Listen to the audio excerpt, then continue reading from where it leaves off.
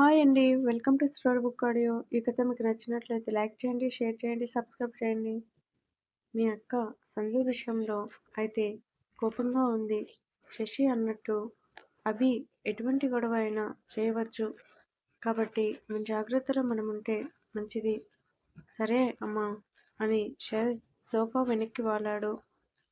శశి కోసం భోజనం పట్టుకుని రూమ్కి వచ్చిన సంజయ్ బెడ్ మీద ఉన్న శశిని చూసి షాక్ అయ్యాడు. ఇంతకు ముందు ఎలా ఉందో శశి ఇప్పుడు అలానే ఉండేసరికి సంజయ్కి బాధ కలిగింది. శశి అంటూ ఏడుస్తున్న ఆమెని పట్టుకున్నాడు. సంజు అంటూ అతన్ని హత్తుకొని ఎందుకు ఇలా అయిపోయింది నాకు అని ఏడుస్తూ శశి బాధపడేసరికి సంజయ్ ఆమె తల నిమిరి వెన్ను నిమురుతూ ఎందుకు శశి సడన్గా ఇలా డిప్రెషన్లోకి వెళ్ళిపోయావు? ఎందుకు ఇలా ఏడుస్తున్నావు అని ఆమెను బుజ్జగించి వాటర్ పట్టించాడు. కాసేపటికి శశి కోలుకొని తనలో తానే కుమిలిపోయింది. ఏమైంది మా అమ్మ గుర్తొచ్చిందా? ఎంతో లాలనగా అడిగాడు. అంటూ తల ఆడించి సంజయ్ భుజంపై తలని వాల్చింది. చెప్పాను కదా శశి, జరిగినవి మర్చిపోమ్మని. ముందు తిను శశి. ఆకలి లేదు సంజు, ఆకలి లేదు అంటున్నా. నా కోసమే కదా నాతో మాట్లాడాలని ఫోన్ చేశావు. కావాలని కట్ చేశాను.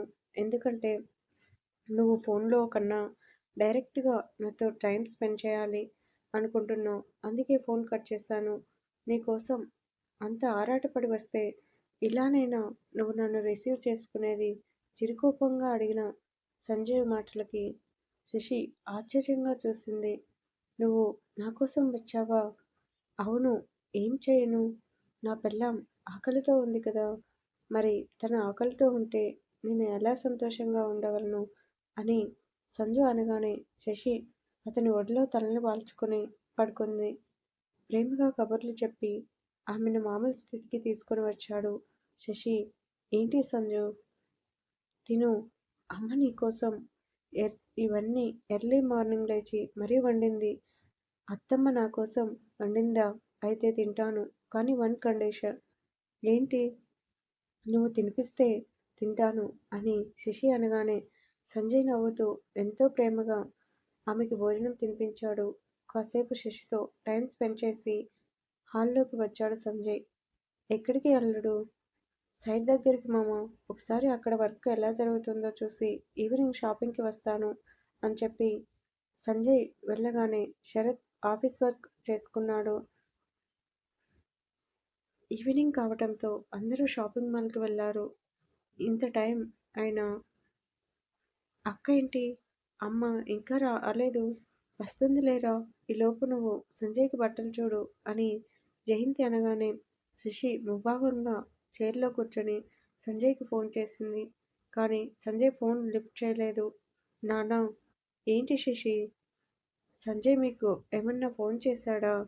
లేదు తల్లి, నేను ట్రై చేస్తున్నాను కానీ ఫోన్ కలవటం లేదు అని శరత్ అనగానే ఇంతలో లోపలికి వచ్చారు భార్గవ్ రాజేశ్వరి. ఏంట్రా ఇప్పుడే వచ్చేది? ఏం చేయను, ఈవిడ గారు రెడీ అవి మేకప్ వేయడానికి ఇంత టైం పట్టింది అని భార్గవ్ అనగానే రాజేశ్వరి కోపంగా చూసింది. నేను మేకప్ వాడను అని శరత్కి తెలుసు. మీరు అనవసరంగా నా మీద నిందలు వేయకండి. మధ్యాహ్నం నుంచి ఇప్పటి వరకు ఆఫీస్ వర్క్ చేశాను అని చెప్పండి. పటపట పళ్ళు నూరుతూ అన్న రాజీ మాటలకి భార్గవ్ తనలో తానే నవ్వుకున్నాడు. చూశావు కదా శరత్, తప్పు అంతా ఈయనది పెట్టుకొని నన్ను ఎలా నిందిస్తున్నారో అని రాజీ అనగానే శరత్ నవ్వుకున్నాడు. ఇంతకీ సంజయ్ కిరణ్ ఎక్కడ్రా? కనిపించటం లేదు.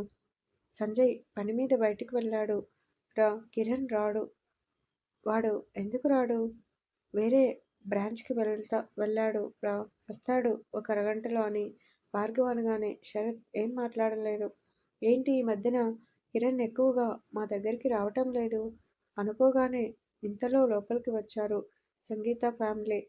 ఏంటక్క ఎంత లేటుగానా వచ్చేది? సారీ రా, నీకు తెలిసిందే కదా, అభి ఈ మధ్యన బిజినెస్ మీద ఫోకస్ చేశాడు, అందుకే రావటం లేట్ అయింది అని సంజయ్షి చెప్పి శశిని చూసి ఎలా ఉన్నావు శశి? బాగున్నానత్త అని మొహమాటంగా పలకరించి దిక్కులు చూసింది. శశి లోపలికి వచ్చిన అభిని చూడగానే శశి ముఖమంతా వికారంగా పెట్టుకుంది. "ఉమ్, వచ్చారు. వీళ్ళని చూస్తే ఏం చేస్తాను షాపింగ్" అనుకొని మౌనంగా చైర్లో కూర్చుంది. సంగీత శశికి ఏ కలర్ బాగుంటుందో అన్ని చీరలు చూసి శశి ఒంటికి తగ్గ రంగులు సెలెక్ట్ చేసి పక్కన పెట్టింది. ఎవరికన్నా అక్క ఇన్ని చీరలు తీసావు?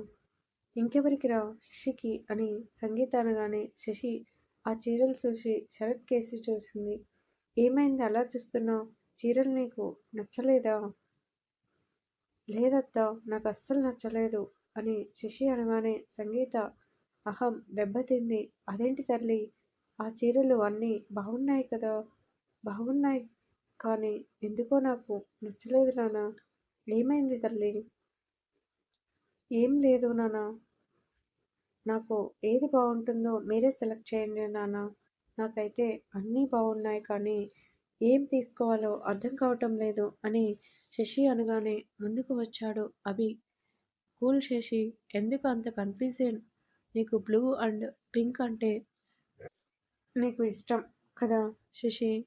ఈ రెండు తీసుకో. అంతేకాదు, ఈ లెమన్ అండ్ గ్రీన్ కలర్ అంచు ఉన్న చీర నీకు ఇంకా బాగుంటుంది అని అభి అనగానే శశి ఏం మాట్లాడలేదు.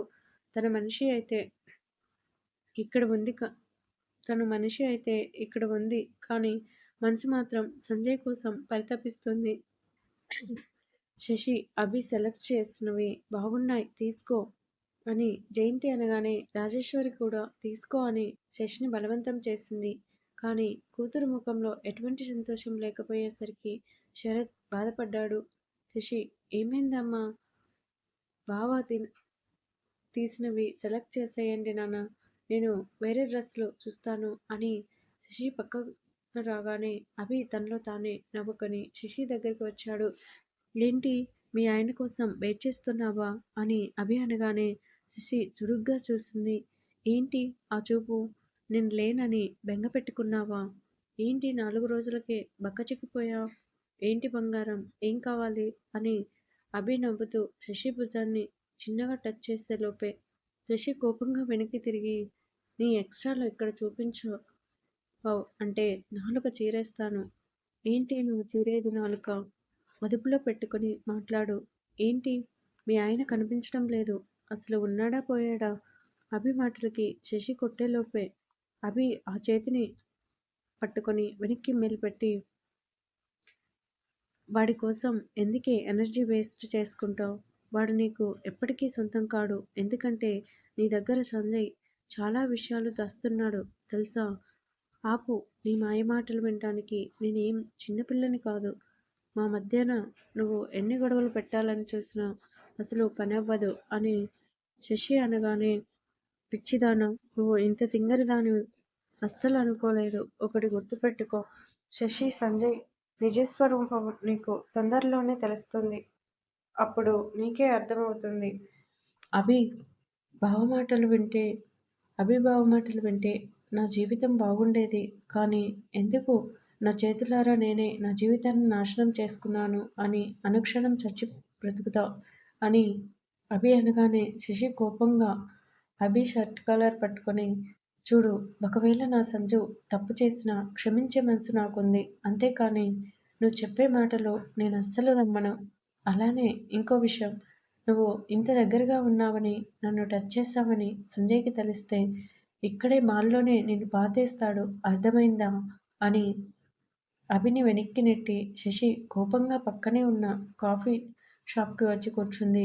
ఎక్కడున్నావు సంజయ్? నీకోసం ఇక్కడ పిచ్చిదానిలా వెయిట్ చేస్తున్నాను, కానీ ఎందుకు నువ్వు ఫోన్ లిఫ్ట్ చేయటం లేదు అని మరోసారి అతనికి ఫోన్ చేసింది. కానీ స్విచ్ ఆఫ్ రావడంతో శశికి ఇంకా ఏడుపు ఆగలేదు. శశి మాటలకి అభి కోపాన్ని అణచుకొని, వాడు ఎలా వస్తాడు ఇక్కడికి? పాటికి భూమి మీద లేకుండా ఉండి ఉంటాడు.